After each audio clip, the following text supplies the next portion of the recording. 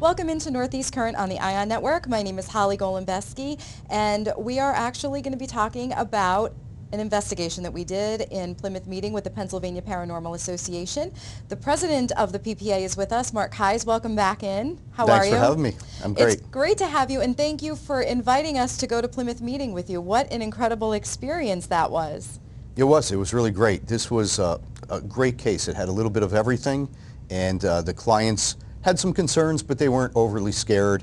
And it was a beautiful house and just a great opportunity to have you guys come in with us. Well, the house itself, let's start from the beginning. The house was from the The house was built in 1830. 1830, okay. And it's got a lot of history. It was a part of the Underground Railroad and is historically marked as such today.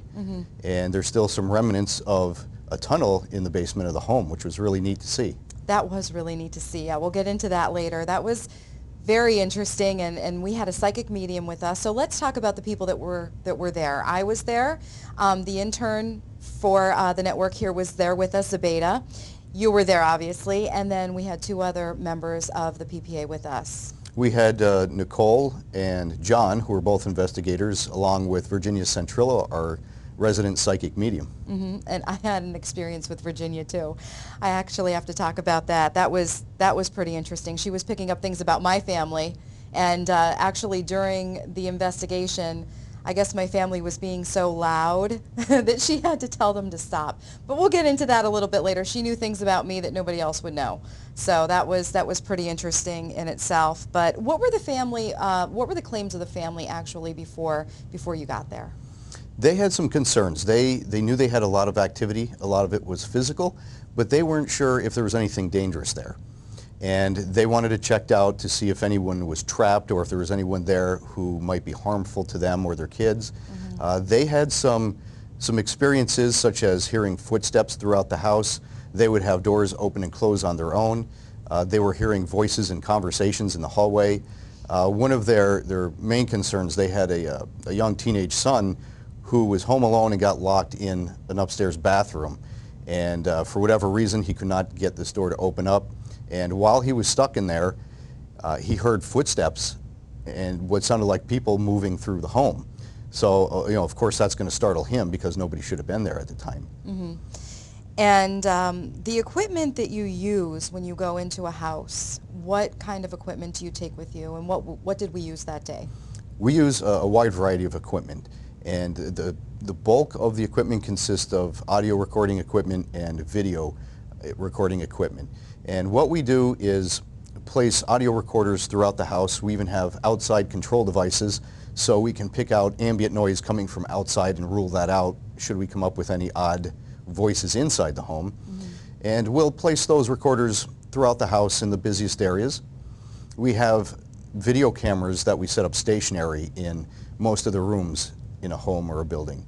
And we try to go back and look at that should anything odd come up. It's a visual cue for us to see what was happening at the time an odd occurrence happens.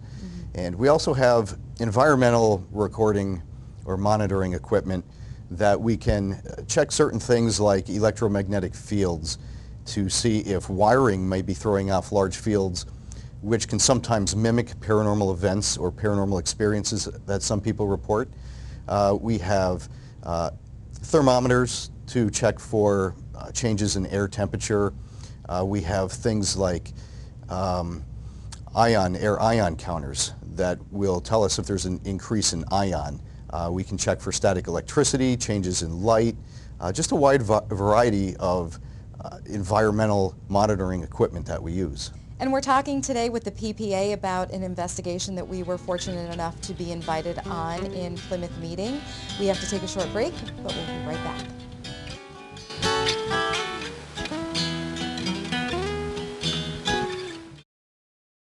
Welcome back to Northeast Current on the ION Network. My name is Holly Golembeski, and we're talking about an investigation with the Pennsylvania Paranormal Association that we went to in Plymouth meeting. So welcome back, and Mark Heise is here from the Pennsylvania Paranormal Association with us. Well, before we talk about the experiences that we had in the house itself, I have to say that this is not Ghost Hunters. This is so much more than Ghost Hunters. It's not a Hollywoodized version of, people having issues in a certain place or going to a certain place that might be a historical place that has issues. A couple things that happened was the sensor light. The sensor light went off, and you said that's never happened before. One of the things we use are motion sensors. And we have motion sensors that will light up when something moves in front of it. And we've gone years without the sensors really going off for any good reason. Things like walkie-talkies can set them off, and we do things to monitor that. It was getting to the point where I almost took them out of our arsenal just because we had no experiences with them. And on this particular case, we actually had quite a few times where these sensors had picked up something moving in front of it. And the odd thing was I sent a team to try to figure out why that was happening in the basement where this was located. Mm-hmm. And the sensor didn't go off at all while the team was there. So I went back and reviewed the whole entire recording of the camera that was in the basement and the rest of the house that night. And the odd thing was, while the team was in the basement, during several of our rotations, the light had never activated at all. While the team had left and gone to other areas of the home, the light had started going mm-hmm. off, and that was consistent throughout the night. It was just one weird thing to right. add to a bunch more odd things that happened throughout the night. And speaking of the sensor lights and being downstairs, that trap door in the basement was incredible, and it was a door that was in the basement in kind of like the far end of the basement, and when you lifted it up, how deep was that? I mean, it went down to the original Underground Railroad, but that was pretty deep. Yeah, I'd say it's a good 5 feet deep, and mm-hmm. it's encased in concrete now. Mm-hmm. It's the original opening to the tunnel that was there for the Underground Railroad, and it goes in, maybe about 8 feet, and it ends. And the homeowners actually did enclose the end of the opening, which would have gone into the yard area. It's blocked off now, but the original opening they wanted to maintain. Mm-hmm. And you don't see that in many homes. We've done a lot of homes that were part of the Underground Railroad, and you hear stories of the tunnels that used to be there, but this one was actually preserved by the homeowners. And she actually, Virginia, the psychic medium that works with you, actually picked up some slaves that were down there that were freed, that were being taken care of by the people that originally owned the home that were also present. That's right. Virginia felt that there were 2 female slaves that had been down there. They had died through illness, and for whatever reason remained at this particular location. And Virginia felt just because of the way they died and where they felt safe at the time, that's where they stayed. And speaking of Virginia, my personal experience was when we were standing outside before we even started the investigation, she had said to me, "Did your grandmother die very young?" And my grandmother did. She died when she was only 61 years old. And I think I had told you that day or even that week, I said, I wonder if she's going to pick up anything to do with me. And you said, well, just think about it during the day. And I was thinking about my grandmother during the day a lot. And then she had said to me, did she die of a heart attack? And she did. And was she always in the kitchen? Well, she was 100% Italian, always in the kitchen. I remember being a little girl, if I wasn't being chased around the kitchen with the rolling pin, I remember being there because she was always cooking. And she had that. I mean, that's generalized information, so you could say, okay, whatever. She might have just been very generalized in what she was asking you. But then she asked if she called me princess, which my mouth dropped and I didn't know what to say because she did. That was my grandmother's name for me, and I actually have a little tattoo on my foot of princess with the Italian colors because of my grandmother. And I couldn't believe that. So that was pretty wacky. And then she had even said to me, who's Rose? That's my other grandmother. And then that's when she had to tell my relatives to stop because they were all talking at once, which doesn't shock me at all.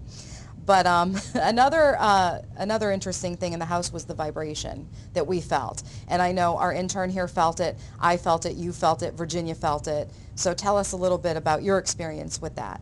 That was one of the more interesting experiences we had that night. We were in the 3rd floor bedroom, and Virginia had said just a few moments before she felt a shift in energy in the room. And what that often means is that we can sometimes expect something to happen when she feels a shift of energy. To her, that means that a spirit has come into the area.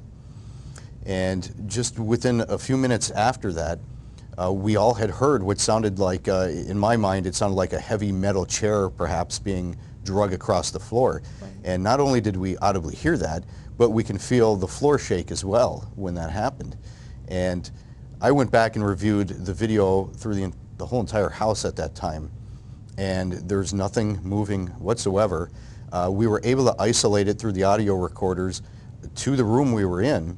It could faintly be heard in the room just below us, but it couldn't be heard in any other room in the house. It didn't come from outside, but it really seemed to originate in the room that we were in, but there was no movement in there. And again, just another odd thing that took place. What it did do was match up with a lot of the reports that the homeowners were talking about. They had described hearing something that they described as possibly a barbell being drug across the floor. They said this sounded a little bit different, but it was pretty close. And it not, again, only was audible, but it was something physical that we were actually able to feel at the time.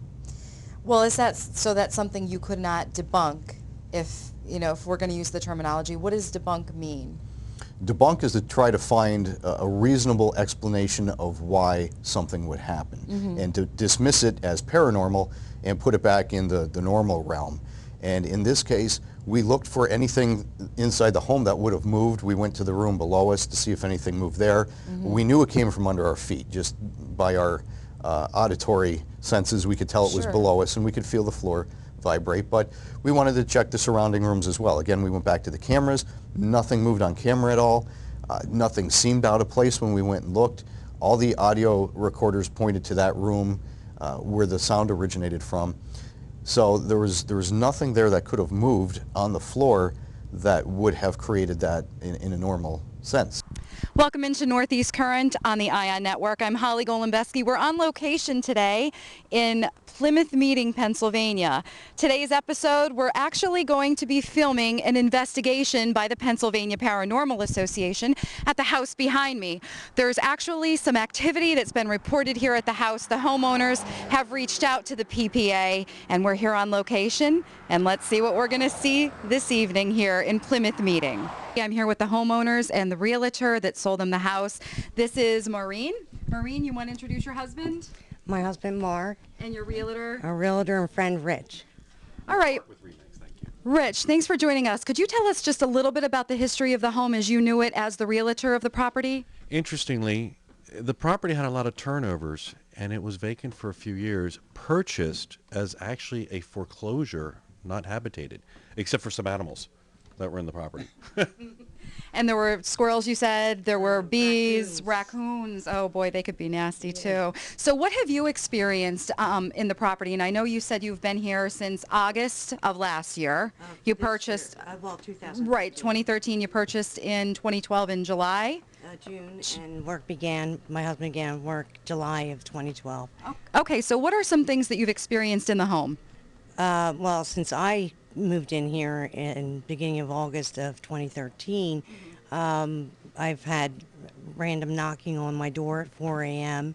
I've heard a man and woman speaking and arguing, doors slamming, lights turning on and off, smoke detectors turning on by themselves. I've heard a man speaking to a little boy. Little boy likes to play with my laptop. Various things. Mark can probably tell you more. Well, Mark actually did a lot of the work in the house because it wasn't habitable at one point, and it's absolutely beautiful. You have a major talent. Tell us a little bit about what you experienced.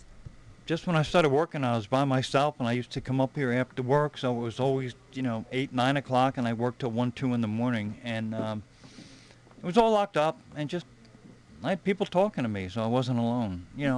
Bells ringing, like the old dinner-type bells I would hear, and I didn't hear any men's voices, only female voices, and certain areas of the house. And you hear people walking, somebody running up and down the stairs from the second to the third floor. What we did is put up 6 cameras to monitor the more active spots in the house. And we're also monitoring some equipment in each of the rooms. We have different environmental equipment in certain rooms. We have motion lights that we put up in each room. And we also have voice recorders placed in each room. And we like to have video on the voice recorders as well. So as well as hearing something, we want to see what's going on in those rooms. In the basement, we actually have, I'll bring this up, it's a little bit hard to see right here. I think it's off right now, but we have a laser system that will illuminate the whole entire basement, so we can see if anything moves either direction in the basement or comes towards us or away. So it's just another way to monitor a room. And we're going to take some handheld equipment and use that again to monitor the environment as we walk through the house and see if we could replicate any of the things that the family's reporting to us. Right now I feel very disoriented, so I can't, it's not fair to me at this point to give you an answer up here. Okay. But I can tell you one thing, kids did play up here. I see like little wooden trains, I see little toys, I see rocking horse, I see stuff going on up here before it was totally finished. I'm also feeling something drying or drying flowers or things drying up here, hanging. Here on Northeast Current, we're on location in Plymouth Meeting, Pennsylvania, and we're doing an investigation with the Pennsylvania Paranormal Association, and one of their psychic mediums, well, their psychic medium that works in all their cases is Right. Virginia. Virginia, welcome, and tell us a little bit about yourself. Thank you so much, Helen. Basically, I've had this gift since I was very young, since I was born from what I remember. And I just grew into developing it and taking it further and further with readings. From readings, I went from that to house cleansings and stuff like that. I like working in houses. I don't like doing readings, but I do like working with houses. I like working with homes, going in, getting their energy, feeling the energy of the past, and just picking up who lived here at one point or another. And if somebody needs my help or assistance to move forward into the light, then that's where I come in. And she's very gifted. It's an incredible experience to see her work because Thank you're really good. You were saying before I'm hot, she is. She's very good. But if you would like to get in touch with Virginia, you could do so through the Pennsylvania Paranormal Association. And thank you for joining us again. We're on location in Plymouth Meeting. This is Virginia. And we're glad you joined us. Thank you so much.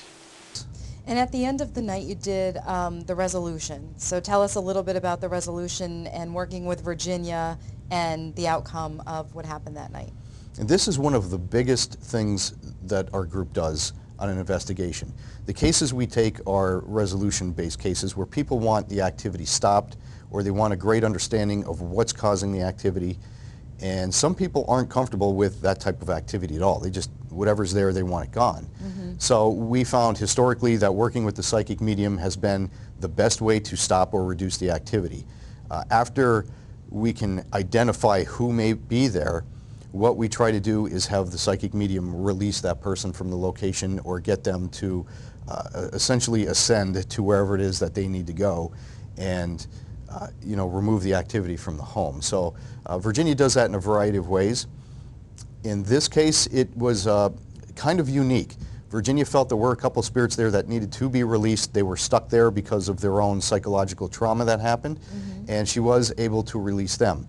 However, she also felt that there were two previous homeowners or two people that were attached to the Underground Railroad who were sort of the caretakers for the railroad, and their job was to stay there and make sure everything was okay. And they didn't want to go. Now, these clients were quite comfortable with them being there. So in that particular instance, what Virginia will do is let them know that they have the option to go when they're ready, give them a little bit of idea of how to do that, and then leave them there. And as long as the homeowners are okay with that, we try to work out a comfortable living arrangement for both sides, if you will, as odd as that sounds. Right. So how did the follow-up go? Because I know that you did follow up with the family. Has the activity lessened? Is it increased? The family told us that they felt definitely a difference in the home. There was definitely a reduction in activity, although they still were hearing some voices here and there, and the cabinets opening and closing that they had reported to us earlier, which Virginia said would have been this woman who was taking care of the home, just going about her daily life, doing what she does, and as long as they were going to stay there, they would probably hear some stuff from time to time. But in this case, The physical activity was reduced a lot, and the family was given an understanding of who was going to be remaining there, so I think that helped them be a lot more comfortable with the activity that would probably continue for a little bit. Right, right.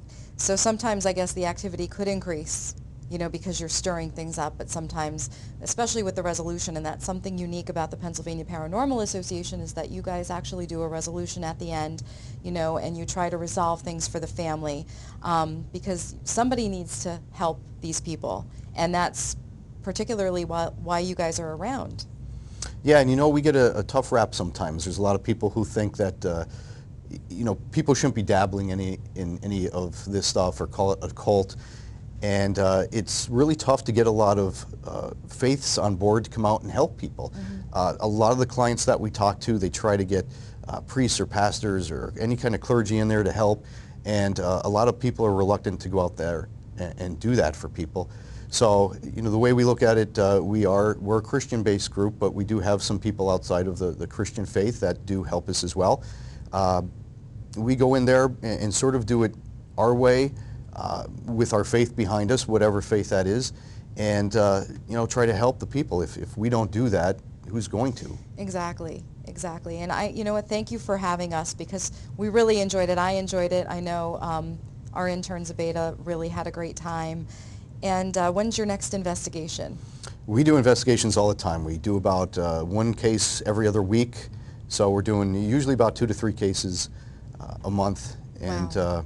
you know, we try to get to people as quick as we can without minimizing the quality we need to put into each case. Right. And, you know, we live in a very historic area, so if I'm going to ask you how people could actually contact you, but something else that's unique about you is that the PPA does this for free. You accept donations, but you try to help people as much as you can by not charging them anything. So how could people actually find out about you?